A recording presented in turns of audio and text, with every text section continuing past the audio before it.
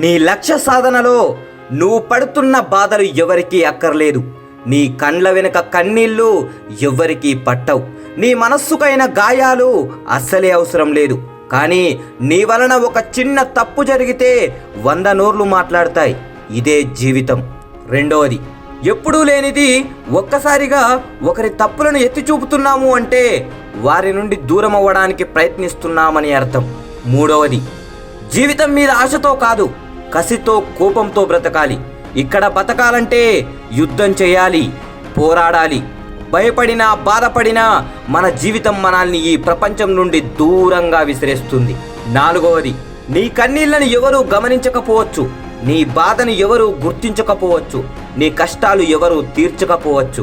కానీ అందరూ నీ తప్పులు వెతికే పనిలో మాత్రం ఉంటారు. ఐదవది, ఒక కుక్కకు 3 రోజులు అన్నం పెట్టి చూడండి, అది కనీసం 3 సంవత్సరాలు మిమ్మల్ని మరవదు. మనిషికి మీరు 3 సంవత్సరాలు అన్నం పెట్టి చూడండి, 3 రోజుల్లో మిమ్మల్ని మర్చిపోతాడు. ఆరవది, నిజాయితీగా ఉండడం కూడా ఒక యుద్ధం లాంటిదే.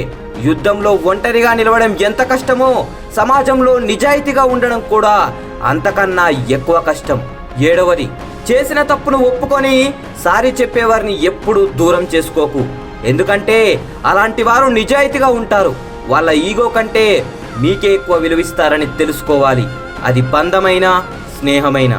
ఎనిమిదవది, డబ్బు ఎవరి కోసమైనా ఖర్చు చేయొచ్చు, కానీ సమయాన్ని మాత్రం అర్హత గల వారి కోసం ఖర్చు చేయాలి.